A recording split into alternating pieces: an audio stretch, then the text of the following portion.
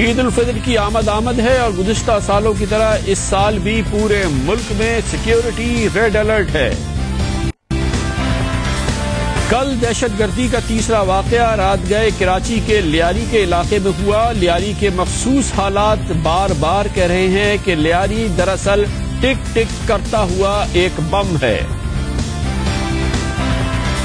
کل کا دن یعنی 6 اگست پورے ملک میں خون آشام ثابت ہوا۔ 3 مختلف صوبوں میں دہشت گرد حملے ہوئے، تینوں مختلف گروپس نے کارروائیاں کی۔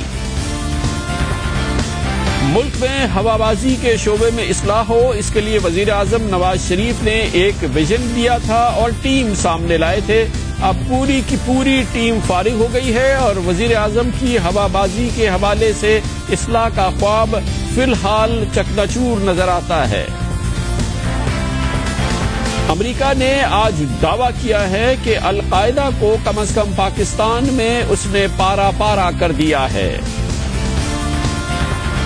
عید کی چھٹیوں سے قبل آج آخری دن کراچی میں اسٹاک مارکیٹس فراٹے بھر رہی تھی، تمام ریکارڈز ٹوٹ رہے تھے۔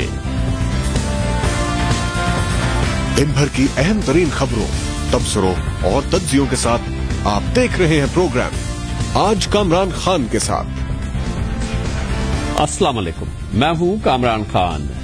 عید الفطر کی آمد ہے اور پورے پاکستانی عید الفطر کی تیاری کر رہے ہیں، مگر ایک بار پھر ان کے سر پر خطرات منڈلا رہے ہیں۔ گزشتہ سالوں کی طرح ایک بار پھر حکومت نے کہا ہے کہ پورے ملک میں سیکیورٹی ریڈ الرٹ ہے اور عید الفطر کے دن اسلامی جمہوریہ پاکستان میں مسلمانوں پر دہشت گرد حملے ہو سکتے ہیں۔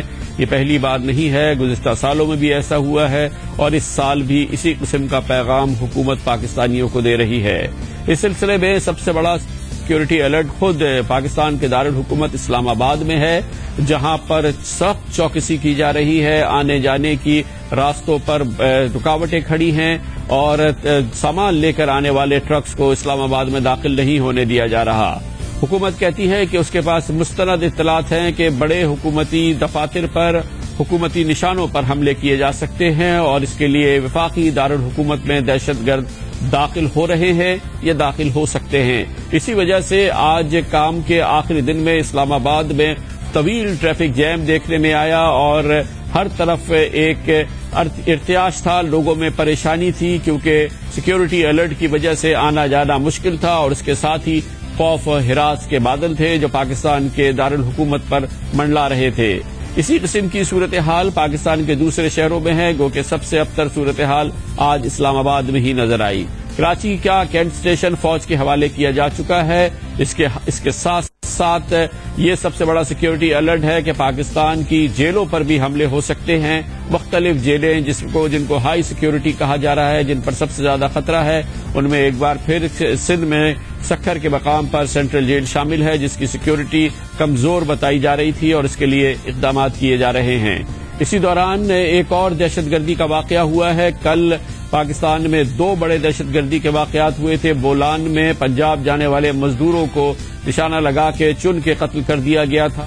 لاس کے مقام پر گلگت بلتستان میں فوج کے کرنل، پولیس کے SSP اور فوج کے کیپٹن کو دہشت گرد حملے میں ہلاک کر دیا گیا تھا۔ اور کل رات ہی ایک اور اندھوناک دہشت گردی کا واقعہ ہوا اور یہ واقعہ ایک بار پھر کراچی کے علاقے لیاری میں ہوا، جو پہلے ہی بہت ٹینس رہتا ہے، جہاں پر نہ صرف یہ کہ جرائم پیشہ لوگوں کے حوالے سے اطلاعات آتی ہیں کہ ان کے وہاں پہ اڈے موجود ہیں، اور لیکن وہاں لیاری ایک طرح سے اس کے کئی علاقے کراچی میں نو گو ایریا بھی سمجھے جاتے ہیں، گو کہ سیکیورٹی اداروں کا کہنا یہ ہے کہ ان کی پہنچ ہر علاقے تک ہے۔ لیکن کل اسی لیاری میں ایک دہشت گردی کا واقعہ ہوا۔ بم دھماکہ اس وقت ہوا جب لیاری کے بچے، نوجوان خوش تھے۔ لیاری میں فٹ بال کا ایک میچ ہو رہا تھا۔ لیاری فٹ بال کے حوالے سے پاکستان میں پہچان ہے اور اسی قسم کے فٹ بال میچ کے اختتام پر جب ٹرافی دی جا رہی تھی اس ٹورنامنٹ کے اختتام پر، اس کے فوراً بعد موٹر سائیکل میں نصب ایک بم کو ریموٹ کنٹرول سے اڑایا گیا۔ 5 سے 6 کلو بم وزنی تھا۔ بم دھماکے سے ہونے والی تباہی میں 7 افراد کی ہلاکت ہوئی ہے، جس میں بچے بھی شامل ہیں۔ درجنوں لوگ اس میں زخمی ہوئے ہیں اور پولیس نے حسب معمول کہا ہے کہ اسے فی الحال حملہ آوروں کے بارے میں اطلاع نہیں ہے اور نہ ہی وہ ان کی نشاندہی کر سکتے ہیں۔ لیاری اس حوالے سے خبروں میں رہا ہے کہ یہاں پر مختلف نوعیت کے ٹینشنز رہے ہیں اور ایک دوسرے کے خلاف حملہ کرنے کے واقعات رہے ہیں۔ انڈر ورلڈ کے بارے میں بتایا جاتا ہے کہ لیاری میں سب سے زیادہ سرگرم نظر آتا ہے، گو کہ اس کے لیے صرف لیاری مخصوص رہی ہے، کراچی کے مختلف علاقوں میں بھی انڈر ورلڈ یا انڈر ورلڈ گروہ ایکٹیو ہیں اور جس کی وجہ سے کراچی شہر کی سیکیورٹی سچویشن مخدوش رہتی ہے۔ کراچی کی ایک اور مخصوص صورتحال ہے، کراچی کے مقام لیاری میں رہنے والی کچھی آبادی کو منتقل ہونا پڑا ہے۔ کچھی آبادی کے لوگوں کو کہنا ہے کہ مخالف سمت سے ان پر حملے کیے جاتے ہیں اور ان کے لیے رہنا دوبھر ہو گیا ہے، جس کی وجہ سے اس لیاری سے ہزاروں کی تعداد میں کچھی سندھ کے دوسرے علاقوں میں منتقل ہو چکے ہیں۔ کل کا دہشت گرد حملہ پاکستان میں کل ہونے والے دہشت گرد حملوں کا تیسرا حملہ تھا، گو کہ اس واقعے کا صبح ہونے والے دوسرے 2 دہشت گرد حملوں سے کوئی تعلق نہیں تھا۔ لیاری کے اس حملے کی اور اس کی وجہ سے جو مخصوص صورتحال اس وقت کراچی میں پیدا ہوئی ہے ہم بات کرتے ہیں، اس کے لیے ہمارے سینئر کورسپونڈنٹ سید عارفین نے۔ بہت بہت شکریہ عارفین صاحب، کیا کہہ رہے ہیں پولیس والے کہ اس کا ہدف کیا تھا، کیوں اس مقام کو نشانہ بنایا گیا؟ وہاں پہ صوبائی وزیر جاوید ناگوری بھی موجود تھے، صوبائی وزیر کو ہلاک کرنا چاہتے تھے یا صرف ان معصوم بچوں کو اور نوجوانوں کو ہلاک کرنا مقصود تھا؟ کامران صاحب، قانون نافذ کرنے والے اس حوالے سے شکوک و شبہات کا اظہار کر رہے ہیں، جبکہ ہماری جو انٹیلیجنس ذرائع سے بات ہوئی ان کا کہنا یہ ہے کہ ناگوری جو جاوید ناگوری تھے وہ دہشت گردوں کا ایک نشانہ ہو سکتے ہیں۔ وہ ظاہر ڈائریکٹلی وہ نشانہ تو نہیں تھے، لیکن وہاں پہ وہ ایک نشانہ ہو سکتے ہیں کیونکہ کالعدم جماعتیں یہ سمجھتی ہیں کہ ابھی کچھ دنوں قبل جو ہے وہ قانون نافذ کرنے والے اداروں نے وہاں پہ ریڈ کی ہے اور کالعدم جماعتوں کو لوگوں کو وہاں سے گرفتار کیا ہے۔ تو کالعدم جماعتیں یہ سمجھتی ہیں کہ وہاں جو یہ ریڈ کی گئی، چھاپا پڑوایا گیا، اس میں جو ہے لیاری امن کمیٹی کے لوگوں نے معاونت فراہم کی۔ شاید ہو سکتا ہے کہ یہ اسی وجہ سے یہاں پہ دھماکہ کیا گیا ہو اور اس میں لیاری امن کمیٹی یا جاوید ناگوری کو نشانہ بنایا گیا۔ اطلاعات کے مطابق جو ہے وہ اس میں لیاری امن کمیٹی کے کچھ اہم لوگ بھی اس کے اندر زخمی ہوئے ہیں، لیکن اس کی ابھی تک کوئی آزاد ذرائع سے اس کی تصدیق نہیں ہو سکی، لیکن ہمارے ذرائع اس کو بتا رہے ہیں کہ اس میں کچھ اہم لوگ بھی لیاری امن کمیٹی کے زخمی ہوئے ہیں۔ اوور آل سچویشن ہے لیاری میں، جو قانون نافذ کرنے والے ہیں پولیس، رینجرز، ان کی مانیٹرنگ کا نظام کیسا ہے اور کس حد تک یہ مؤثر نظام ہے؟ کیونکہ لیاری اتنا حساس علاقہ ہے، کتنا کورڈ ہے یہ اس وقت پولیس اور رینجرز کے اہلکاروں سے؟ کامران صاحب، ہمارے پاس پولیس کے گزشتہ سال جو آپریشن کیا گیا اس کی مثال سامنے ہے کہ قانون نافذ کرنے والوں کے لیے اتنا آسان نہیں ہے کہ وہ لیاری کے اندر آرام سے پیٹرولنگ کر سکے۔ رینجرز کو ہم نے دیکھا ہے کہ اس نے متعدد دفعہ جو ہے وہ لیاری کے اندر کارروائیاں کی ہیں اور مختلف لوگوں کو جرائم پیشہ عناصر کو مارنے کا دعویٰ کیا ہے، لیکن اگر بات کی جائے پولیس کی تو وہ اتنے آسانی سے پیٹرولنگ تو شاید کر لیتے ہو، لیکن اگر کسی کارروائی کے لیے جاتے ہیں، کسی کو پکڑنے کے لیے جاتے ہیں اس علاقے کے اندر، لیاری کے اندر، تو ان کو شدید مزاحمت کا سامنا کرنا پڑتا ہے، تو آسانی سے جو ہے وہ پیٹرولنگ نہیں کر سکتے۔ کسی حد تک جو انٹیلیجنس کا نظام ہے وہ بھی کوئی خاصا مؤثر نظر نہیں آتا اس علاقے کے اندر، اور قانون نافذ کرنے والے بیک فٹ پہ نظر آتے ہیں، جبکہ جو لوگ وہاں پہ ہیں وہ جارحانہ مزاج رکھتے ہیں، اور اس کا ثبوت جو ہے جو گزشتہ سال آپریشن کیا گیا پولیس کی جانب سے، ناکام آپریشن تھا، بغیر کسی انٹیلیجنس کے معلومات کے وہاں پہ آپریشن کیا گیا اور پولیس کو وہاں پہ جو ہے وہ شدید مزاحمت کا سامنا کرنا پڑا اور خاطر خواہ کوئی کامیابی حاصل نہیں ہو سکی تھی پولیس کو وہاں پہ۔ اسی لیاری کے علاقے سے یہ بڑی تعداد میں، ہزاروں کی تعداد میں کچھی بولنے والے لوگ منتقل ہو گئے تھے، انہیں یہ علاقہ چھوڑ کے جانا پڑا تھا۔ ان علاقوں کی اس وقت کیا کیفیت ہے اور کچھی برادری ابھی عید کے لیے بھی اپنے گھروں میں لوٹ کے نہیں آئی ہے؟ جی، جو کچھی برادری تھی اس سے کراچی اور صوبے کے دیگر جو شہر ہیں وہاں پہ انہیں نقل مکانی کی ہے، جس میں اگر بات کی ہے تو بدین میں ان کے لوگ ابھی تک موجود ہیں، ٹھٹا کے اندر ان کے لوگ موجود ہیں، اور کراچی کے علاقے ملیر میں ان کے لوگ جو ہے نقل مکانی کر کے گئے ہیں۔ ہماری بات ہوئی ہے آج کچھی برادری کے کچھ لوگوں سے، ان کا کہنا ہے کہ ابھی تک ان کے جو لوگ ہیں وہ بدین میں اور ٹھٹائی میں مقیم ہیں، اب تک ان کو کوئی خاص سہولت حکومت کی جانب سے فراہم نہیں کی گئی، اور نہ ہی کوئی ایسے انتظامات کیے ہیں کہ جو لوگ یہاں سے نقل مکانی کر کے گئے تھے وہ عید کے موقع پر، اس خوشی کے موقع پر اپنے گھروں پہ آئیں اور عید منا سکیں۔ اب تک کوئی خاطر خواہ انتظامات نہیں کیے گئے۔ وہ لوگ جو عید بھی، جن کے رمضان بھی اسی طرح سے بے آر و مددگار گزر گئے، اسی طرح سے یہ لگتا ہی ہے کہ ان کی عید بھی گزر جائے گی۔ اور اب وہاں سے ابھی بھی کچھ اطلاعات آ رہی ہیں. کچھ لوگ کل یا پرسوں کے دوران جو ہے کل پرسوں بھی کچھ لوگوں نے کچھ خاندانوں نے وہاں سے ہجرت کی ہے. حکومت کی اس جانب کوئی توجہ نہیں ہے. ڈھیٹ بنی ہوئی حکومت اس وقت نظر آتی ہے. کوئی ٹھوس اقدامات لیاری کے اندر امن نافذ کرنے کے حوالے سے حکومت کی جانب سے نہیں لیا جا رہا. بہت بہت شکریہ سید عارفین ہمارے ساتھ تھے. وہ لوگ جو کہ اس مقام پہ موجود تھے اس میں بچے بھی موجود تھے جو کہ اس دہشت گردی کا نشانہ بنے. یہ معصوم اور جو وہاں پہ موجود لوگ ہیں خود ان کی زبانی سنیے کہ ہوا کیا تھا اور کس طرح سے. روڈ کا سامنے ہوا. کہاں آپ کیا فٹ بال کھیل رہے تھے؟ نہیں، فٹ بال بند کھیل رہا تھا. ہم لوگ کھڑے ہوئے تھے، ایک دم پٹ گئے. ہم لوگ بیچ میں کھڑے ہوئے تھے. ہم لوگ کا گولی مولنے لگی. اچھا، کیا دھماکہ کیا موٹر سائیکل میں ہوا ہے، کس میں ہوا ہے؟ نیچے زمین سے. اچھا، کتنے لوگ وہاں پہ جمع تھے؟ بہت لوگ جمے تھے. میچ چل رہا تھا تو میچ ختم ہو گیا تو سارے ہم لوگ اسی باہر کھڑے ہو گئے. سارے لڑکے باہر اسی باہر ہم لوگ نکلے تو ایسی بم دھماکہ ہو گیا. ایسی بم دھماکہ ایسا بھاگنا دوڑنا شروع ہو گیا.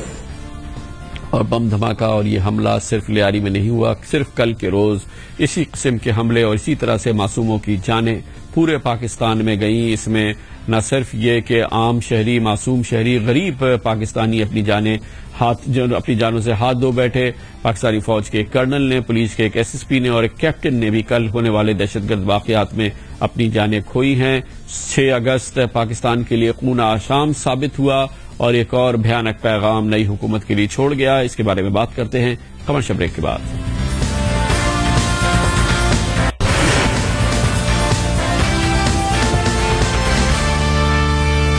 وہ کہ حکومت کو اقتدار سنبھالے ہوئے صرف 2 مہینے ہوئے ہیں. اس دوران کسی بھی کارکردگی کو جانچنے کے لیے ظاہر ہے کہ کم وقت ہے، لیکن وجہ فکر اور انتہائی تشویش کی صورتحال ہے اس وقت پاکستان میں، جہاں پر مسلسل دہشت گرد حملے ہو رہے ہیں. اور کل کے پروگرام میں ہم نے آپ کو بتایا تھا کہ 60 روز میں 55 دہشت گرد حملے ہوئے ہیں. اس کے بعد ایک اور بڑا دہشت گرد حملہ کراچی میں ہو گیا تھا. 60 روز میں 56 دہشت گرد حملے ہو چکے ہیں. اور کل کا دن اس سلسلے میں ان بھیانک ترین دنوں میں سے ایک تھا جو پچھلے 2 ماہ میں ہم نے کئی بار دیکھے. کل بھی 3 بڑے دہشت گرد حملے ہوئے. کل رات گئے کراچی کا حملہ، اس سے قبل بولان میں پنجاب جانے والے معصوم مزدوروں کو چن چن کر ہلاک کر دینے کا واقعہ، اور صبح چلاس میں گلگت بلتستان میں 3 سیکیورٹی آفیسرز کو ہلاک کرنے کا واقعہ ہوا تھا. سب سے اہم بات یہ ہے کہ تینوں واقعات کا ایک دوسرے سے قطعی طور پہ کوئی تعلق نہیں ہے کسی بھی نوعیت سے. یہ واقعات اور اس میں حملہ آور گروپس کا آپس میں کوئی تعلق نہیں ہے. بڑا واقعہ جو بلوچستان میں ہوا تھا اس قسم کے واقعات کی جس میں کہ پنجاب جانے والے لوگوں کو نشانہ بنایا جاتا ہے، پہلے کی طرح اس واقعے کی ذمہ داری براہ راست بلوچستان لبریشن آرمی نے قبول کی. اور جیسا کہ اس سے پہلے بھی یہ آرگنائزیشن اس قسم کی ذمہ داری قبول کر چکی تھی. چلاس میں ہونے والے واقعے میں جس میں فوج کے ایک کرنل، ایک کیپٹن اور ایک SSP کو دہشت گرد حملے میں ہلاک کیا گیا تھا، اس کی باقاعدہ ذمہ داری تحریک طالبان نے قبول کی. اور اس نے کہا کہ اس کے لوگوں نے یہ حملہ کیا اور فوج اور پولیس کے اہلکاروں کو ہلاک کیا. مگر کراچی کا واقعہ جو ہوا، ان دونوں واقعات یعنی کہ بولان اور چلاس سے بالکل مختلف واقعہ ہے. گو کہ یہاں پر بھی دہشت گرد حملہ تھا، بم حملہ تھا جس میں معصوموں کو نشانہ بنایا گیا. 7 افراد کی ہلاکت ہوئی. کراچی میں واقعہ عام طور پہ کوئی قبول نہیں کرتا، خاص طور پہ ان واقعات کی. اور کراچی میں کھوج لگانا بھی مشکل ہوتا ہے کہ کون سا گروہ ہے جو کہ یہاں پر آپریٹ کر رہا ہے یا اس پر ذمہ داری ہو سکتی ہے اس قسم کے دہشت گرد حملوں کی. کیونکہ ایسے حملوں کی کبھی نشاندہی ہوتی ہے تو لوگ پکڑے جاتے ہیں یا شناخت ہوتے ہیں، ان کا تعلق کالعدم تنظیم لشکر جنگوی سے ہوتا ہے. کبھی تحریک طالبان خود کراچی میں ہونے والے حملوں کی ذمہ داری قبول کر لیتی ہے. کبھی کراچی کی انڈر ورلڈ کا نام دیا جاتا ہے. جرائم پیشہ گروپ بھی کراچی میں دہشت گردی کرتے ہیں، کبھی ان کا بھی نام آتا ہے. اس لیے کراچی میں ہونے والے دہشت گرد واقعے کی، کل کے واقعے کی ہمارے پاس اطلاع نہیں ہے کہ اس کا ذمہ دار کون تھا.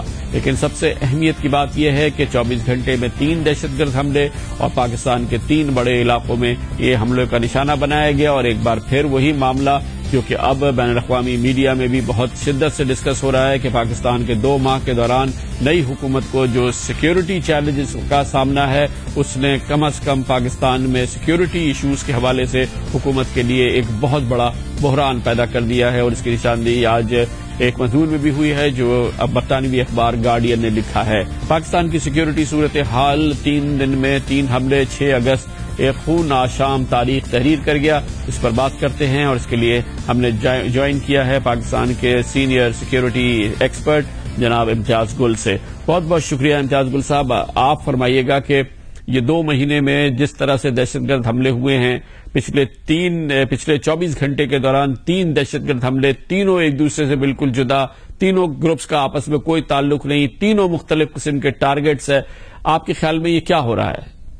دیکھیں کامران، بنیادی طور پہ پاکستان کی ریاست اس وقت ایک پورس ریاست بن گئی ہے، جہاں پہ ریاستی اداروں کا کنٹرول مختلف سیاسی سماجی گروپوں پہ اور افراد پہ کافی کم ہو گیا ہے. روایتاً پاکستان کی ریاست میں پاور سینٹرز منقسم رہے ہیں اور اسی وجہ سے یہ ادارے اب اس وقت کمزور بھی ہو گئے ہیں.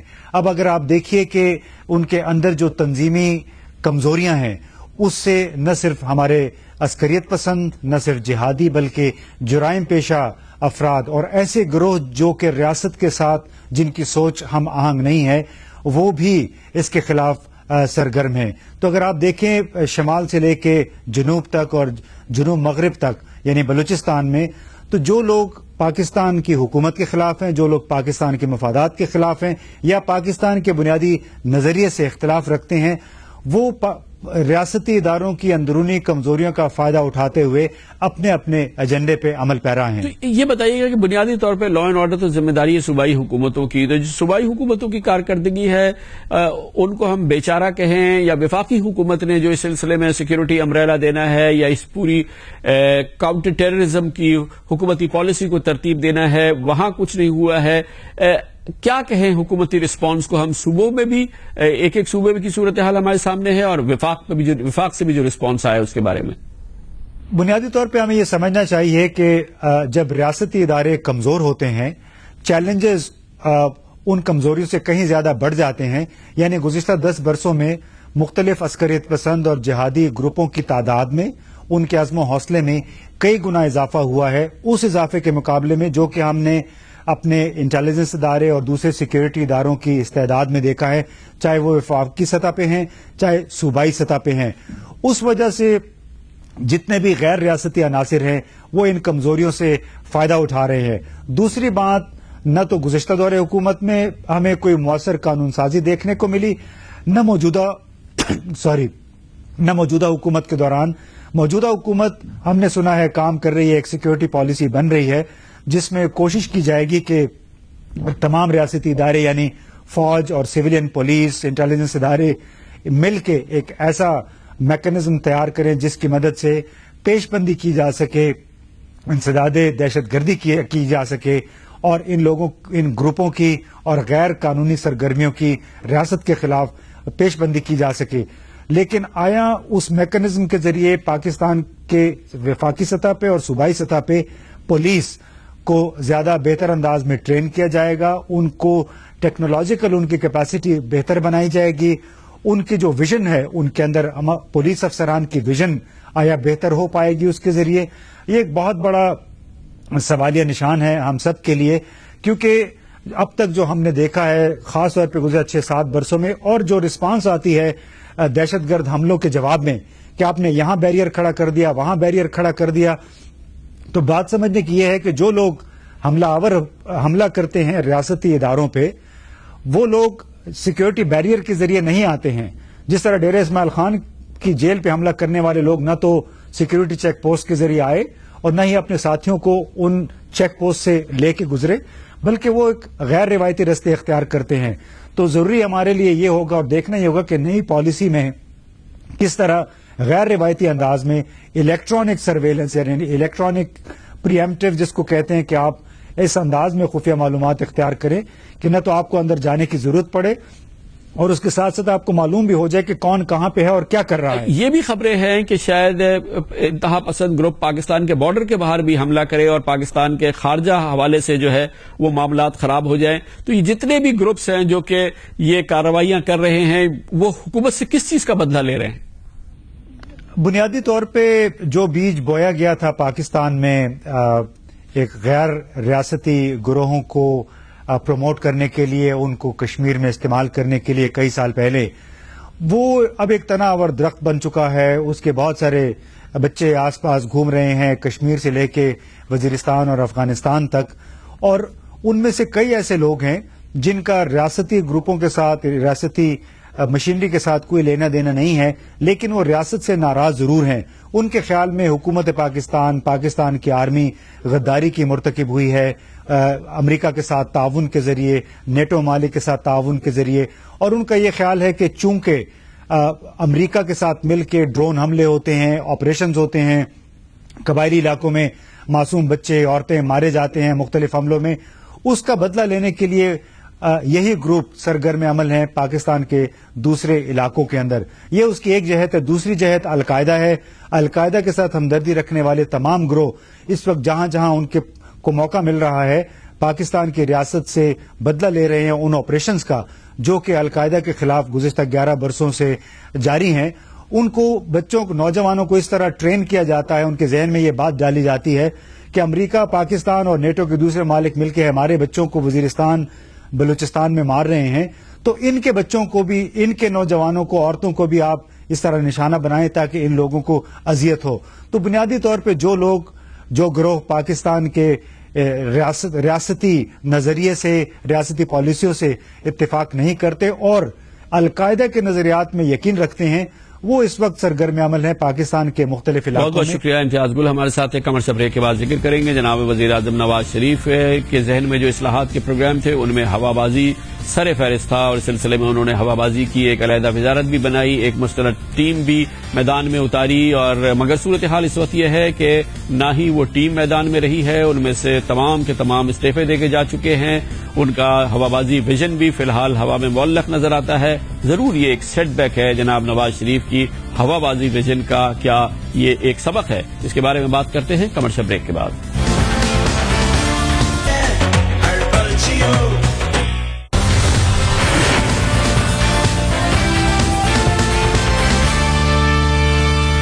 Welcome back. وزیر اعظم جناب نواز شریف کی یہ خواہش اور ویژن کہ پاکستان کے جن شعبوں میں اصلاحات کی ضرورت ہے اس میں اہم ترین شعبوں میں سے ایک ہے پاکستان میں ہوا بازی کا شعبہ، اور ان کا خیال تھا کہ فوری طور پہ اصلاحات درکار ہیں PIA میں، سول ایویشن میں، یعنی کہ پاکستان کے ایئر فورس میں، اور ہوا بازی سے متعلقہ دوسرے اداروں میں. اس سلسلے میں انہوں نے ایک ٹیم ترتیب دی، ایک پروگرام اور اپنا ویژن دیا، مگر آج صورتحال یہ ہے کہ نہ ہی وہ ٹیم رہی ہے اور نہ ہی وہ ویژن ہے.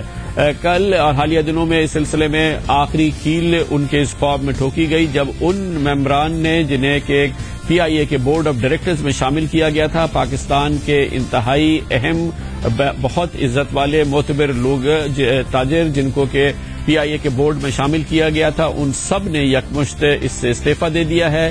اس سے پہلے PIA کے چیئرمین جناب اسلم خالق نے اپنے عہدے سے استعفیٰ دے دیا تھا، اور اس سے قبل وزیر اعظم کی خواہش پر مشیر برائے ہوا بازی جناب شجاعت عظیم جن کا تعین کیا گیا تھا، انہوں نے بھی اپنے عہدے سے استعفیٰ دے دیا تھا. اب اس طرح سے وہ پوری ٹیم اور وہ ویژن جو کہ پاکستان میں ہوا بازی کے شعبے میں اصلاحات کے حوالے سے جناب نواز شریف کا خواب تھا، وہ فی الحال کہیں نظر نہیں آتا. تازہ ترین خبروں میں PIA کے بورڈ آف ڈائریکٹرز میں پرائیویٹ سیکٹرز کی جن اہم ترین شخصیات کو چند ہفتے قبل شامل کیا گیا تھا، اب ان تمام نے استعفیٰ دے دیا ہے. جناب اسلم خالق جن کو کہ PIA کا چیئرمین بھی بنایا گیا تھا، انہوں نے چیئرمین بھی چھوڑ دی ہے، اور PIA کا بورڈ بھی جناب میاں محمد منشا جو پاکستان کے سب سے بڑے بزنس مین ہیں اور بڑا تجربہ رکھتے ہیں، اور ان کو منایا گیا تھا، ان کو تیار کیا گیا تھا کہ PIA کے بورڈ میں شامل ہوں تاکہ اصلاحات کے اس عمل کو آگے بڑھایا جائے. انہوں نے بھی اپنے عہدے سے استعفیٰ دے دیا ہے. جناب نصیر جعفر جو ایک اور بہت ہی کریڈیبل پاکستان کے بزنس مین ہے، ایکسپیرینس بزنس مین، وہ بھی PIA کے بورڈ میں ان کو شامل کیا گیا تھا، وہ بھی استعفیٰ دے چکے ہیں. اسی طرح سے عارف حبیب صاحب جن کا تعلق کراچی سے، عارف حبیب گروپ سے، انہوں نے بھی اپنے عہدے سے استعفیٰ دے دیا ہے. سرفراز رحمان اور عمران خان نے بھی اپنے عہدے سے استعفیٰ دے دیا ہے. یہ بھی ماہرین تھے اور خیال یہ کیا جا رہا تھا کہ یہ وہ بورڈ ہوگا جو کہ PIA میں اصلاحات تجویز کرے گا، لیکن نہ اب وہ بورڈ رہا، نہ وہ کپتان جن کو کہ اس سے یہ کام سونپا گیا تھا. اس سلسلے میں پہلی ابتدا ہوئی تھی جناب اسلم خالق، جن کے حوالے سے سپریم کورٹ میں یہ بات سامنے آئی تھی کہ ان کی تعیناتی صحیح طریقے سے نہیں کی گئی ہے۔ اس کے علاوہ سب سے اہم اس سلسلے میں جو ایشو سامنے آیا تھا وہ تھا وزیر اعظم کے مشیر برائے ہوا بازی جناب شجاعت عظیم، جن کی تعیناتی ہوئی تھی۔ سپریم کورٹ آف پاکستان میں یہ بات سامنے آئی کہ ان کی کینیڈین نیشنل سٹیزن شپ بھی ہے، جس کے بعد ان سے ان کا عہدہ اس حوالے سے سوالات پیدا ہوئے، جس کے بعد جناب شجاعت عظیم نے اپنے عہدے سے استعفیٰ دے دیا۔ اس کی ابتدا جناب نواز شریف نے اقتدار سنبھالنے کے فوراً بعد کی تھی، جب انہوں نے فیصلہ کیا تھا کہ وزارت دفاع کے اندر ہوا بازی کا محکمہ نہیں ہونا چاہیے تھا، اور اس سلسلے میں پہلا کلیدی فیصلہ یہ کیا گیا تھا کہ وزارت دفاع سے ہوا بازی کے امور کو نکال دیا گیا تھا، اور اس کے لیے ہوا بازی سے متعلقہ ایک الگ منسٹری اور ایک الگ ڈویژن قائم کر دیا گیا تھا، اور اس طرح سے وزارت دفاع میں جو ہمیشہ سے ہوا بازی کے امور رہتے تھے انہیں فارغ کیا گیا تھا، اور جناب شجاعت عظیم کے ذمے یہ ذمہ داری دی گئی تھی کہ وہ پاکستان میں ہوا بازی کے شعبے کے اندر اصلاحات لائیں۔ اب نہ صرف یہ کہ جناب شجاعت عظیم اپنے گھر جا چکے ہیں، جناب وزیر اعظم نواز شریف کے جو نامنی تھے، اس کے علاوہ جناب شجاعت عظیم کے نامنی PIH کے چیئرمین کی حیثیت سے جناب اسلم خالق وہ بھی اپنے گھر جا چکے ہیں، اور وہ بورڈ آف ڈائریکٹرز بھی جسے تعینات کیا گیا تھا Pakistani respected Pakistani business man, وہ بھی اپنے عہدوں سے استعفیٰ دے چکے ہیں، اور اس طرح سے یہ پورا معاملہ ہوا میں معلق نظر آتا ہے۔ دیکھنا یہ ہے کہ وزیر اعظم نواز شریف جن کا یہ ویژن تھا کہ ہوا بازی کے شعبے کو میں اصلاحات لائیں یا اس کو ایک نیا جنم دیں، یہ اب ویژن کہاں جاتا ہے، کس جگہ پہ جا کے رکتا ہے، آگے بڑھتا ہے یا یہی کہیں کھو جاتا ہے۔ لیتے ہیں کمر سا بریک، اور اس کے بعد ذکر کریں گے امریکہ نے دعویٰ کیا ہے کہ القاعدہ کی کمر اس نے توڑ دی ہے پاکستان میں، تقریباً تتر کر دیا ہے۔ کیا واقعی امریکہ کا یہ دعویٰ درست ہے؟ یہ جاننے کی کوشش کریں گے کمر سا بریک کے بعد۔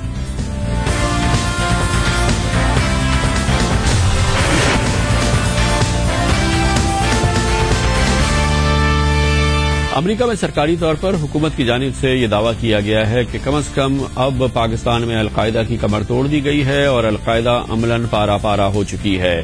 امریکی دفتر خارجہ کے ترجمان نے کل کہا کہ امریکہ کی پاکستان میں کارروائی کے نتیجے میں، جس میں ڈرون حملے شامل ہیں، القاعدہ کا زور اب پاکستان میں ٹوٹ چکا ہے، اور پاکستانیوں اور افغانستان کے لیے القاعدہ کا خطرہ بہت زیادہ کم ہو چکا ہے۔ امریکیوں کا اصرار ہے کہ یہ ممکن ہوا ہے ان ڈرون حملوں کے نتیجے میں جو اس نے پاکستان کے علاقوں میں کیے۔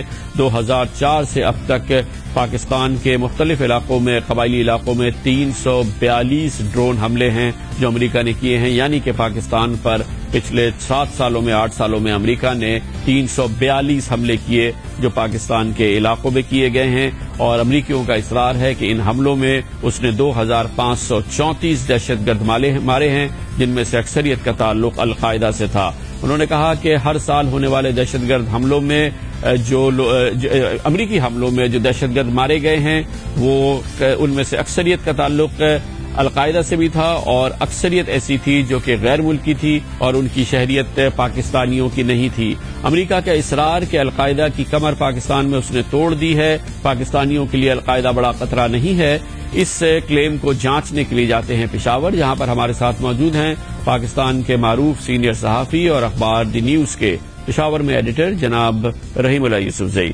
بہت بہت شکریہ رحیم اللہ صاحب، آپ امریکہ کے اس دعوے کو کیسے جانچیں گے اگر وہ کہتے ہیں کہ القاعدہ کی کمر پاکستان میں انہوں نے توڑ دی ہے؟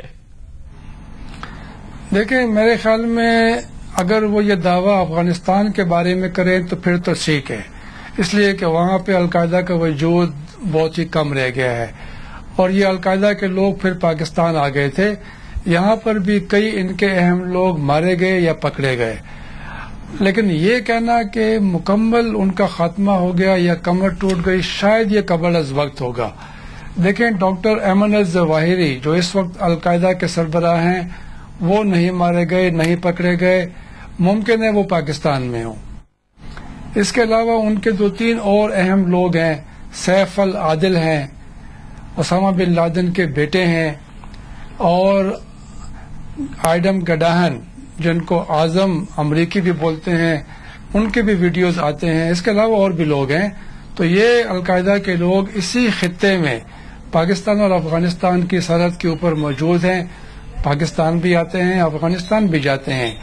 اس کے علاوہ آپ دیکھیں کہ یہ جو حملے ہوتے ہیں پاکستان میں، یا جو ان کی خواہش ہوتی ہے، پلاننگ ہوتی ہے کہ وہ پاکستان سے باہر کریں، تو اس میں بھی امریکہ کی طرف سے یا باقی لوگوں کی طرف سے الزام لگتا ہے کہ اس میں القاعدہ کا ہاتھ ہے، یا پھر یہ کہ تحریک طالبان پاکستان جو ہے اس کے قریبی روابط ہیں القاعدہ کے ساتھ اور دونوں مل کر کارروائیاں کرتے ہیں۔ اس کا مطلب یہ کہ یہاں پر ان کی موجودگی ہے، پہلے سے کم ہو گئی ہے۔ لگتا یہ ہے کہ کافی لوگ ان کے یمن اور باقی عرب ملکوں میں جا رہے ہیں، ان کو نئے ریکروٹ بہت کم مل رہے ہیں، لیکن ان کا مکمل خاتمہ نہیں ہوا۔ اچھا رحیم اللہ صاحب، یہ بہرحال اثر زائل ہوا ہے اور امریکی حملوں کے نتیجے میں القاعدہ کو بہت بڑا نقصان ضرور ہوا ہے پاکستان میں۔ یہ صرف ڈرون حملوں کے نتیجے میں ہوا ہے یا اس سلسلے میں امریکہ مسلسل باقاعدگی سے زمینی کارروائی بھی کرتی رہی ہے، یا زمینی کارروائی میں اس کا بڑا بہت اہم حصہ رہا ہے؟ یہ صرف ڈرون کی کامیابی نہیں ہے۔ دیکھیں، زمینی حملے ہوئے ہیں لیکن بہت کم ہوئے ہیں، اور اس میں کوئی بڑا میرے خیال میں القاعدہ کا رہنما نہیں مارا گیا، یا پھر پاکستانی فوج اور ایجنسیوں کے تعاون سے کافی لوگ پکڑے گئے ہیں پاکستان میں۔ آپ کو پتا ہے خالد شیخ محمد، ابو فراج اللیبی، رمزی بن الشیب، مصطفیٰ المریان، ابو زبیدہ، کافی اور لوگ پاکستان میں پکڑے گئے۔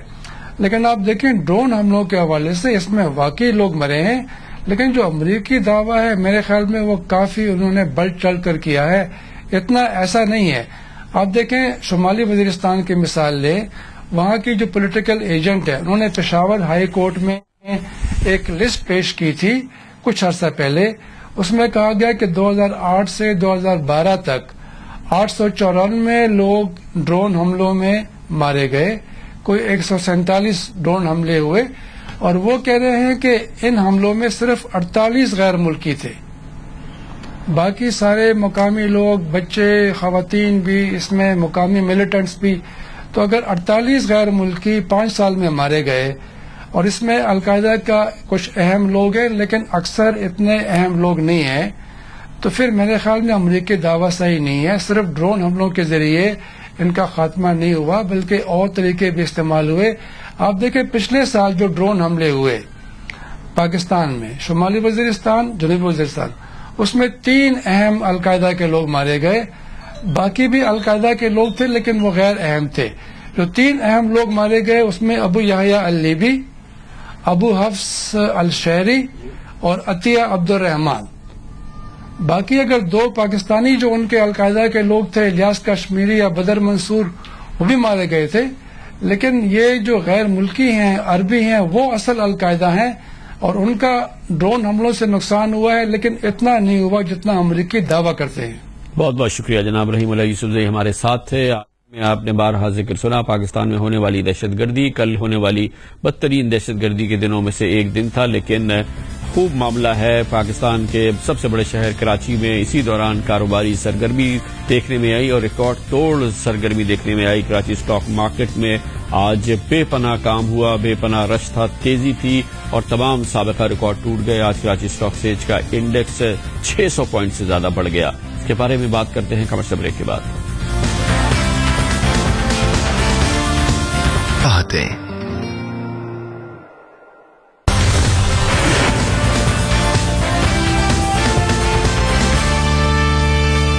پچھلے 24 گھنٹوں کے دوران ملک میں دہشت گردی کے بدترین حملے ہوئے ہیں، اور یہ 3 حملے کل 24 گھنٹے کے دوران ریکارڈ کیے گئے۔ پاکستان کے 3 بڑے صوبوں میں یہ حملے ہوئے، اور اس کا نتیجہ عمومی طور پہ خیال یہی ہے کہ کاروبار پہ ہونا چاہیے اور کاروباری ماحول پہ ہونا چاہیے۔ لیکن اگر کراچی کے حالات میں دیکھا جائے، جہاں پر ایک دہشت گرد حملہ ہوا تھا، گزشتہ سب کی اثرات اب نہیں ہیں۔ سرمایہ کار اب پاکستان کے شاید ان حملوں کے عادی ہو گئے ہیں، یا یہ کہ ان کا خیال یہ ہے کہ یہ حملے ایک طرف پاکستان کی معاشی اور کاروباری صورتحال ہر صورت میں بہتر ہونی ہے، اور اسی کی عکاسی ہوئی آج اسٹاک مارکیٹس میں۔ اور کراچی اسٹاک مارکیٹ میں آج ریکارڈ توڑ تیزی دیکھنے میں آئی اور آج ریکارڈ توڑ اضافہ بھی دیکھنے میں آیا۔ آج کراچی اسٹاک ایکسچینج کا انڈیکس 615 پوائنٹ بڑھ گیا ہے، 615 پوائنٹ کا اضافہ آج ہوا ہے انڈیکس میں، جس کے بعد 23,237 کی سطح پر آج کراچی اسٹاک ایکسچینج کا انڈیکس بند ہوا، اور آج کے دن 13 کروڑ 20 لاکھ شیئرز کا کاروبار بھی ہوا، جن کی کل مالیت تقریباً 8 ارب 76 کروڑ روپے تھی۔ بہت اہم یہ ڈیولپمنٹ ہے، اور اس کا یہ ہوئی ہے اس وقت جب دہشت گردی بھی ہو رہی ہے. حالات سیکیورٹی کے حوالے سے بہت بہتر نظر نہیں آتے, مگر اسٹاک مارکیٹ میں سرمایہ کاروں کا یہ خیال ہے کہ وقت گزر جائے گا, حالات اتنے بھی خراب نہیں ہیں. اور ظاہر ہے کہ عید سے پہلے یہ بڑا ٹھوس پیغام ہے پاکستانیوں کے لیے, پاکستان کے سرمایہ کاروں کی اور تاجروں کی جانب سے. گو کہ چند دن قبل پاکستان میں بجلی کی قیمتوں میں ریکارڈ اضافہ کیا گیا ہے کمرشل اور تجارتی صارفین کے لیے, مگر اس کے باوجود اسٹاک مارکیٹ کا یہ شاید یہ خیال ہے کہ یہ ضروری قدم تھا اور اس سے پاکستان کے کاروباری اور معاشی صورتحال بہتر ہوگی. اسی وجہ سے آج ریکارڈ توڑ کارکردگی دیکھنے میں آئی اور انڈیکس میں 615 پوائنٹس کا اضافہ ہوا. اس پر بات کرتے ہیں اور اس کے لیے ہم نے ایک بار پھر دعوت دی. ہمارے ساتھ موجود ہیں ٹاپ لائن سیکیورٹیز کے چیف ایگزیکٹو آفیسر جناب محمد سہیل. محمد سہیل صاحب, یہ کل تو بڑی دہشت گردی کے واقعات ہوئے, بدترین دنوں میں سے ایک دن تھا 24 گھنٹے پچھلے جو ہیں, اور آج آخری دن بھی تھا کاروبار کا. اس کے باوجود اسٹاک ایکسچینج میں تقریباً 625 پوائنٹس کا اضافہ ہو گیا ہے. اس کی وجہ تو ہمیں بتائیں کہ یہ کیا سرمایہ کار کس موڈ میں ہیں؟ ملک کے جو بگڑتے ہوئے حالات ہیں, خاص طور سے جو دہشت گردی ہو رہی ہے, اور ہم نے کل دیکھا کراچی شہر میں بھی اور دوسرے علاقوں میں بھی جو دہشت گردی کے حادثات ہوئے ہیں, وہ ان سرمایہ کاروں کے لیے ایک کاز آف کنسرن تو ضرور ہیں. مگر دوسری جانب سرمایہ کار یہ بھی دیکھ رہے ہیں کہ یہ جو نئی حکومت ہے وہ اکانومک ریفارمز کا جو اس نے وعدہ کیا تھا اس پہ گریجولی عمل درآمد کر رہی ہے. پہلے IMF سے ڈیل کی گئی, سرکولر ڈیٹ کا مسئلہ حل کیا گیا, اور جو بجٹ میں نئے ٹیکسز لگائے گئے تاکہ ٹیکس بیس کو بڑھایا جائے. مگر ابھی 2 روز پہلے جو حکومت نے اقدام کیا ہے وہ کافی عرصے سے اس کا انتظار تھا کہ جو کمرشل اور انڈسٹریل یوزرز ہیں الیکٹریسٹی کے, ان کے پاور ٹیرف بڑھائے گئے ہیں, جو ایک بہت بڑا اقدام ہے جس سے حکومت جو سبسڈی دیتی ہے پاور کی مد میں وہ کم ہوگی, حکومت کا خسارہ کم ہوگا, اور جو کراچی اسٹاک ایکسچینج میں آئل مارکیٹنگ اور پاور کمپنیز لسٹڈ ہیں ان کو فائدہ ہوگا. تو سرمایہ کاروں نے یہ اچھی چیزوں کو زیادہ اہمیت دی ہے, اور جو دہشت گردی کے حادثات ہوتے ہیں شاید اس کو اتنی اہمیت نہیں دی. یہی وجہ ہے کہ آج ایک بہت بڑی ریکوری دیکھنے میں آئی ہے. اور یہ جو پچھلے کئی دنوں سے ایک گراوٹ نظر آ رہی تھی, پچھلے 11 دنوں کے دوران جو ہے تقریباً 1000 پوائنٹس آپ کی مارکیٹ کم بھی ہوئی تھی, اس کی کیا وجہ تھی؟ دیکھیں, مارکیٹ جو ہے اس سال 17,000 سے 23,000 کے پوائنٹس پر آ چکی ہے, کوئی 30 سے 35% بڑھ چکی ہے, اور اگر ہم پچھلے 18-19 ماہ کا تجزیہ کریں تو مارکیٹ 100% سے زیادہ بڑھ گئی ہے. تو اس لیول پہ آ کے کچھ والیٹیلیٹی مارکیٹ میں دیکھی جاتی ہے, یہ بڑا نارمل ہے. اور ہم نے دیکھا کہ پچھلے 1-2 روز پہلے مارکیٹ 1 سے 2% گر گئی تھی. اس کی یہی وجہ ہے کہ جب انویسٹرز یہ دیکھتے ہیں کہ مارکیٹ بہت ہی اونچے لیول پر ہے اور آگے کافی دنوں کی چھٹیاں بھی آ رہی تھیں, تو انویسٹرز کا یہ خوف ہوتا ہے کہ ایسا نہیں کوئی چھٹیوں میں کوئی بہت بڑا حادثہ ہو جائے, تو وہ اپنی پوزیشن کو اسکوائر کرتے ہیں. تو یہی ہم نے دیکھا تھا کہ پچھلے 2 روز میں جو چھوٹے سرمایہ کار تھے اور جو لیوریج انویسٹرز تھے وہ پروفٹ ٹیکنگ کر رہے تھے, جس کی وجہ سے مارکیٹ نے تھوڑی بہت کریکشن لی تھی جو آج کور ہو چکی ہے. بہت بہت شکریہ جناب محمد سہیل ہمارے ساتھ تھے, اور اس کے ساتھ ہی ہمارے آج کے پروگرام کا اختتام ہوتا ہے. ہالیڈے سیزن آ رہا ہے, کل سے عید کی تعطیلات شروع ہو رہی ہیں, ہمارے پروگرام میں بھی تعطیلات ہوں گی, اور ان تعطیلات کے بعد آپ سے پیر کو ملاقات ہوگی. اس سے پہلے عید کی پیشگی مبارکباد کے ساتھ کامران خان کو اجازت. اللہ حافظ ناصر.